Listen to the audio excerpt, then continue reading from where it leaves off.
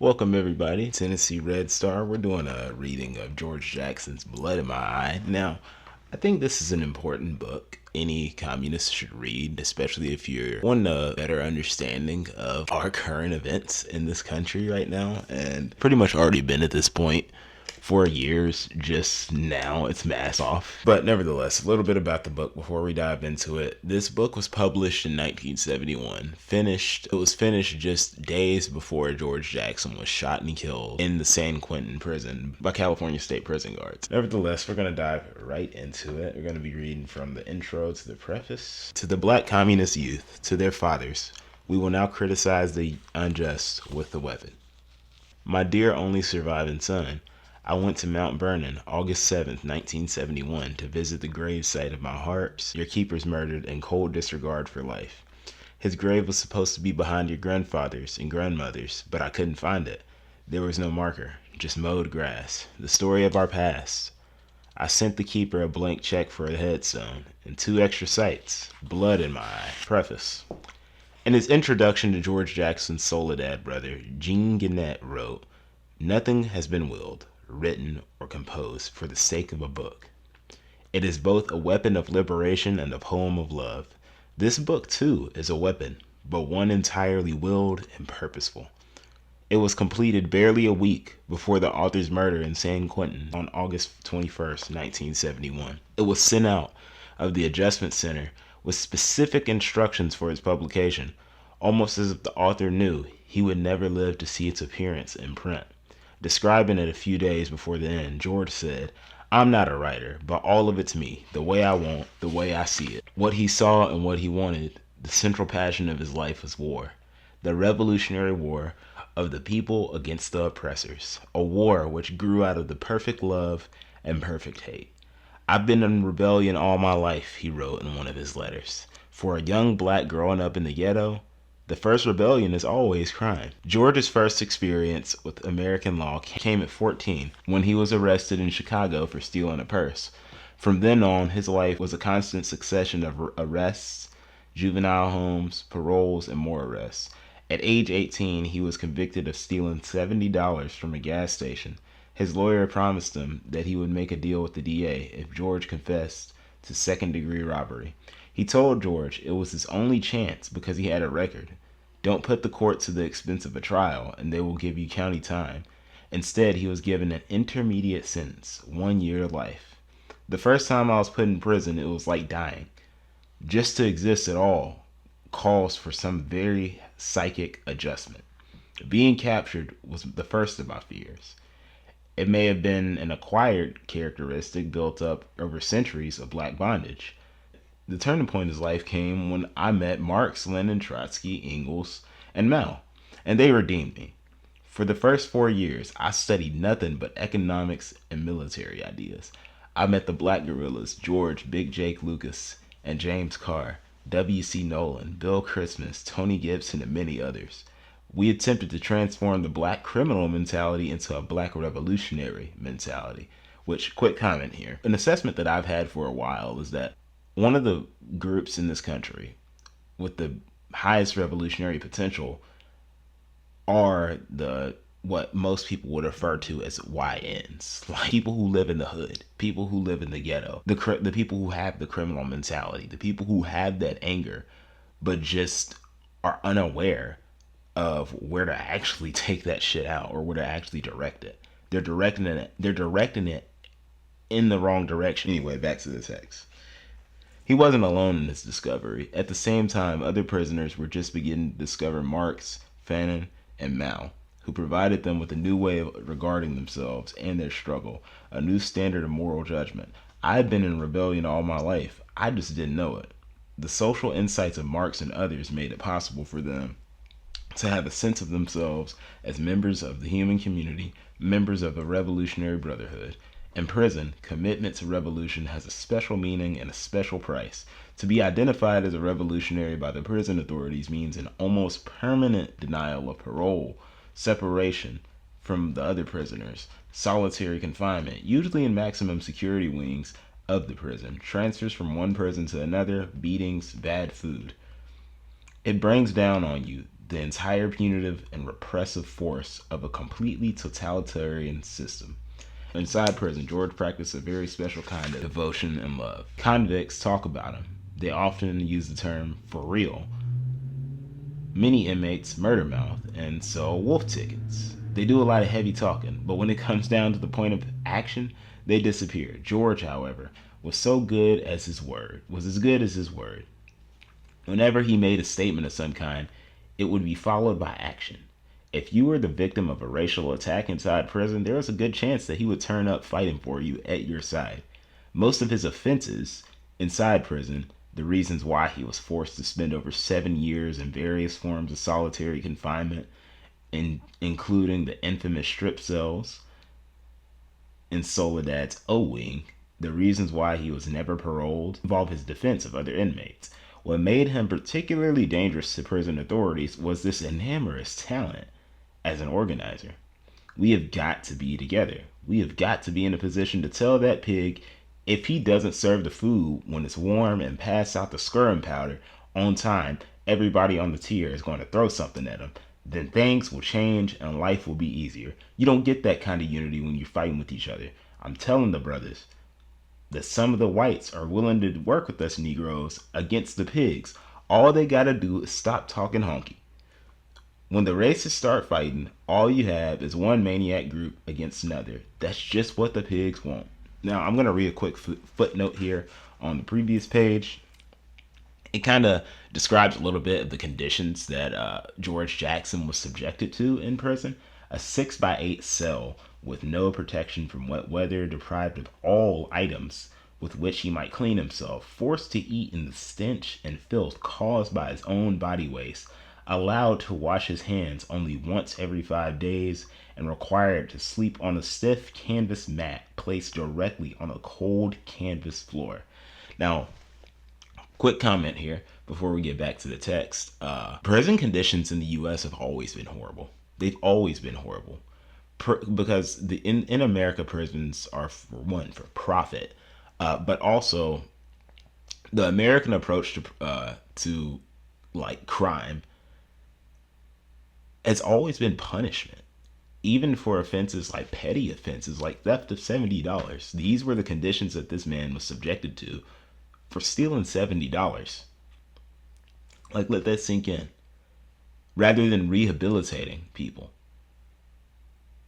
rather than having systems in place that would prevent someone from having to steal $70 in the first place, from getting that desperate, from reaching that level of desperation, these are the conditions that people have been subjected to for decades and still are to this day. Right now, you see it with even people who have been arrested by ICE. The detention facilities, the immigration detention facilities, are absolutely horrific conditions and completely inhumane conditions. Some of them are packed in like one cage together, not even a cell, it's a cage. And they're all packed in there, like literally just hoarded in there with no room to really move around. They're basically sleeping on top of each other, basically sleeping in makeshift tents in the middle of a swamp. I mean, I could go on. That's a whole video separate for on its own. The inhumane conditions of these immigration detention facilities, which shouldn't even exist in the first place. But I'm starting to go off on a tangent and ramble. We're going to get back to the text.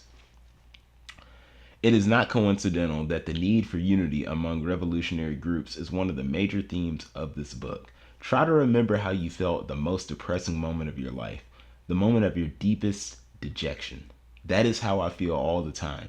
No matter what my level of consciousness may be, asleep, awake, in between, the thing is there and it keeps me moving, pins my eye to the ball, uptight 24 hours a day. Locked down inside his cell, George devoted himself to study. His painfully acquired scholarship in the fields of Marxian economics and history rivaled that of most college professors, but sometimes, for days on end, reality itself would vanish from his cell. I would be sitting in a special locked isolation cell, sometimes even with the lock welded shut, and there would be no one to talk to, just the sound of screaming voices. And because there's no human contact, you depend on books. No contact with people. Special lock welded on the door. Nobody around. I'm strictly by myself. The only friend I had was a book. Sometimes I'd find myself talking out loud to the author. I'd sort of wake myself up and hear myself talking to this other person. I guess it was like some kind of wish fulfillment. When I'm asleep at night, I still find myself talking to those guys. Now, that's from an unpublished interview from the looks of it. Continuing. Typing laboriously on a plastic typewriter, George published position papers which dealt with prison life and revolutionary politics from a Marxian point of view. He paid a heavy price for his activities. When the prison couldn't break him through solitary confinement, they attempted to have him killed by other inmates. They were forced to frame me and set me up for the final kill. The word was out among the white convicts. Get Jackson, it'll do you some good. Once he remarked that there had been 20 setups on his life in prison. It had got so that when he left his cell, he was always parried to an attack. Now, quick comment. I think this should highlight that no matter where someone is like taking part in revolutionary action, whether it's behind bars and publishing like revolutionary writings outside of the prison walls, and you're doing revolutionary activity in your communities, such as like building mutual aid networks or worker tenant councils, you name it, you will face state repression. And if not direct state repression, if they can't get to you themselves, they will use your ideological enemies. 9 times out of 10, your ideological enemies to attack you for them, even infiltrators. Continuing. But nothing could mitigate the pain of confinement, and the years stretched out, and a whole decade passed. In the context of his life, what happened next had a grim inevitability. On January 13, 1970, a new exercise yard was opened in the maximum security wing of Soledad Prison. 8 whites and 7 blacks were skin searched and sent out to the yard. Predictably, a fight broke out between the whites and the blacks. Without any warning, a tower guard who had a reputation as a crack shot began to fire. He fired 4 times, and 3 black inmates were killed. 1 white prisoner was wounded in the groin by a shot that ricocheted. Black survivors claimed that one of the wounded men bled to death on the concrete floor.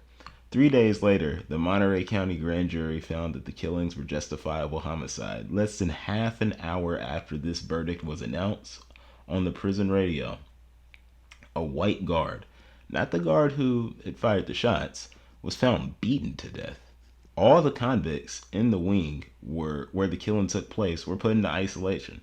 On February 28th, Fleta Drumgo, John Clichette, and George Jackson were formally charged with the murder. The prison authorities accused Jackson because, in their words, he was the only one who could have done it. With their total power over the inmate population, the power of parole, solitary confinement, and the power of life and death, they were certain they could get the kind of testimony they needed when the trial came. When George's parents came to visit him, they used to bring his younger brother, Jonathan. George and Jonathan would get off to one side of the visiting room and whisper together. What went on between them can be seen in this book and excerpts from Jonathan's correspondence. At the age of 16, Jonathan had an extraordinary insight into the nature of guerrilla warfare. In some of his letters, George was later to refer to Jonathan as his alter ego. After George was accused of the murder of the guard on the 16th of January, Jonathan began to get his first taste of American justice. Jonathan himself wrote, "People have said that I'm obsessed with my brother's case, and the movement in general. A person that was close to me once said that my life was too wrapped up in my brother's case, and that I wasn't cheerful enough for it. It's true that I don't laugh very much anymore. I have but one question to ask all you people, and people that think like you. What would you do if that was your brother?"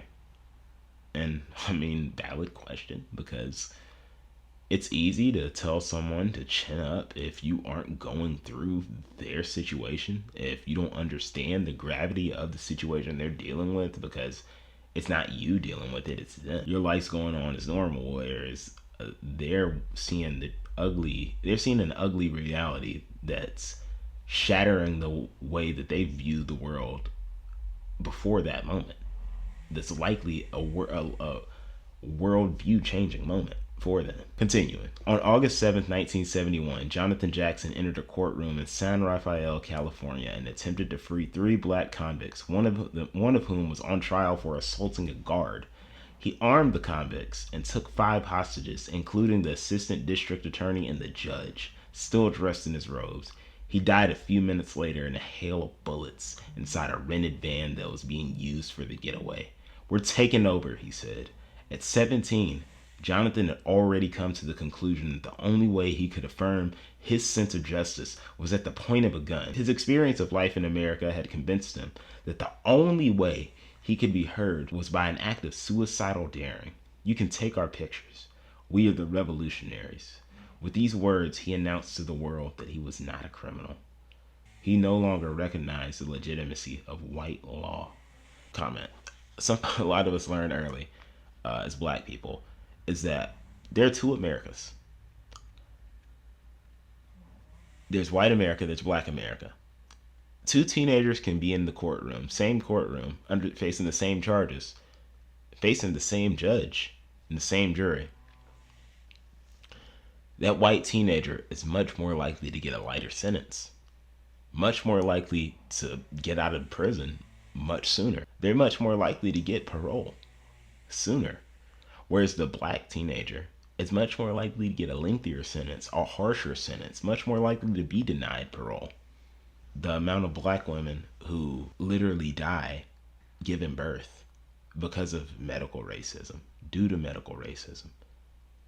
The amount of black men, it's something that I've got experience with myself, who in the back of their minds think this may be my last moments. These may be my last moments on earth, when you see lights flashing behind you and they're police lights and you're getting pulled over. And especially if you're somewhere you aren't really familiar with. You don't know what that cop's going to be like when they get to the window. And even worse if you're somewhere that has little to no phone signal. There are certain towns you can't go to. The law doesn't work the same way for you in the same way as it does your school friend who's white. The law doesn't work the same for y'all. The law doesn't even look at y'all the same. The law barely looks at you as a human. That's something that you have to learn at a young age as someone black in this country. That's something that Jonathan Jackson understood at 17. Now, you have all the liberty, you have all the right to feel however you want to feel about the actions that he took. But could you blame him? He saw that the system failed him, like the system as it was set up failed him at every turn. That it wasn't made for him. It wasn't made to give his family justice or his community justice. And he took matters in his own hands. You don't have to agree with his methods or the way that he did it, but you can acknowledge the fact that he made an objective analysis that there are 2 Americas. And the law looks at me as a black man differently than it does as the guy I go to school with as a white boy. The law is less likely to actually protect me as a black boy, as a black man, than that white boy, than the white girl. Continuing. When his sister heard the news of his death, she cried out, "But he was only a boy."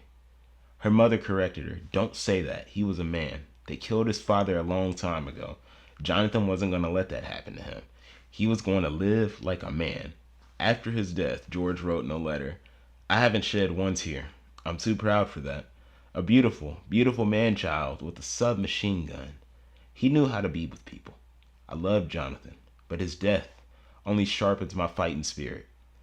I'm proud to just have known that he was flesh of my flesh, blood of my blood." In the news conference 3 days after, he said, "I loved that boy. I was the first to stand him up in his crib." Not a crib, really. All he had was a box. I taught him how to walk. I wanted to teach him how to fly. I think of him now as I think of Che Guevara. George Jackson's last book, Blood in My Eye, speaks with the voice of the dead. Not only the dead George Jackson and his brother Jonathan, but the living dead in all of the jails and ghettos of this country. It speaks with the voices of the men who have already given themselves up for the dead and who have nothing left to give except a death for the people. It is very much a book by a man who considered himself doomed. In his last letters, George wrote about the judicial process as the end game. He had foreseen and foretold his assassination at San Quentin 1,000 times. 10 years of block and knife thrusts and pick handles of sadistic pigs. The fact that the author of this book lived with his death for so many years gives this book a special kind of importance, which does. But it would be a mistake to consider it simply as the work of an individual. George always refused to consider himself an individual. Untold thousands, both inside and outside prison, join in his proclamation of total revolutionary war. This book was written literally in bedlam, with the author locked in solitary confinement for a minimum of 23 and a half hours a day in the midst of raucous screaming that never stopped, the screams of prisoners being beaten, the screams of men retreating from intolerable pain into madness. It is a book about taking the revolution that George worked and died for inside a prison out into society at large. His message to his revolutionary brothers is crystal clear. Settle your quarrels. Come together. Understand the reality of our situation. Understand that fascism is already here. That people are already dying who could be saved. That generations more will die or live poor, butchered half lives if you fail to act. Do what must be done. Discover your humanity and your love and revolution. Pass the torch. Join us. Give up your life for the people. George Jackson was shot and killed inside San Quentin on August 21st, 1971. The convicts who were with him inside the cell block where he was being confined have asserted that he sacrificed his own life to save them from an official massacre. This would only have been in keeping with the character of his entire life. And that source comes from an affidavit filed by the inmates of the San Quentin Adjustment Center shortly after George Jackson died. That was the preface written by Gregory Armstrong on October 15th, 1971. After this page, we're going to be going right into the book, Blood in My Eye. Let me know what y'all think. That was the preface, and I think the preface comes in strong. It comes in strong. It tells you a lot. It tells you the tragedy of George Jackson's life, or the Jackson family, for being honest, because 16, that's a pretty young age to go, especially in the way that Jonathan Jackson did. And George Jackson wasn't that much older than Jonathan. He wasn't that far in age. George Jackson wasn't even in his 30s when he was killed. But that final quote where he says, "Settle your quarrels, come together, understand the reality of our situation, understand the fascism is already here." That end quote. I think it's important for our present time because this book was published in 1971. This was after Fred Hampton had been killed. Fred Hampton's dead at this point, and the Black Panther movement is starting to fall apart. It's pretty much falling apart at this point. But there were still people out there who had fighting spirit, who understood the reality and the gravity of the situation then.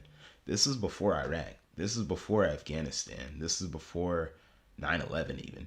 This is before Trump. This is before the Patriot Act.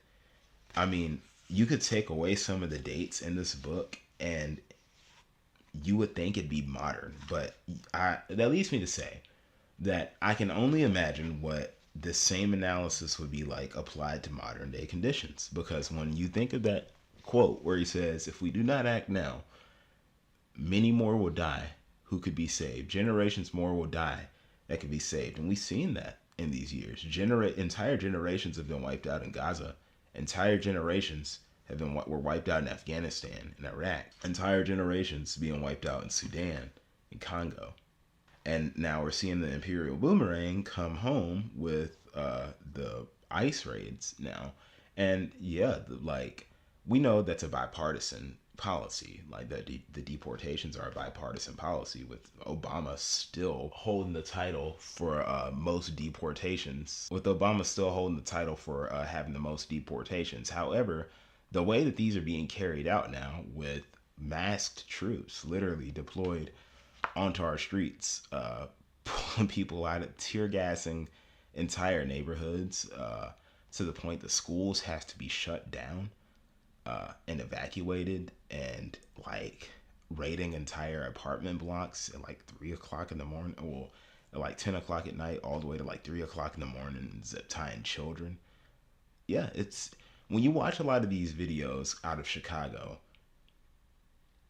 it's something you could see in Gaza.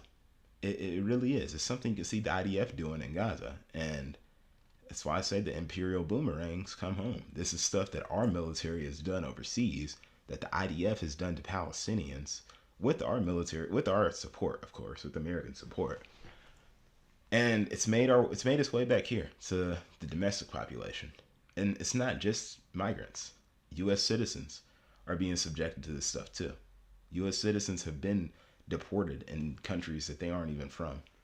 US citizens are being held at these ICE black sites. So we're living in the times foretold by George Jackson in this book. And this is only the beginning. Remember, that was only the preface. And this is your first time hearing anyone read Blood in My Eye, I guess I should say, since this is an audiobook reading. Buckle up, because there's a lot more where that came from. I'm serious. This book will this book will change your thinking. If you're someone who's still pretty like, you think that the talk of revolution in America is still out there, and that like everything happening now is new, and that this isn't what America has always been, this book will change your thinking. This book will change that. Anyway, let me know your thoughts. I will see y'all in the next reading of this. We're going to chop this up in parts, of course. Get involved with your local left. Don't just consume content on the internet. Take whatever you learn from channels like this and go out there and get to work in your community. Until next time.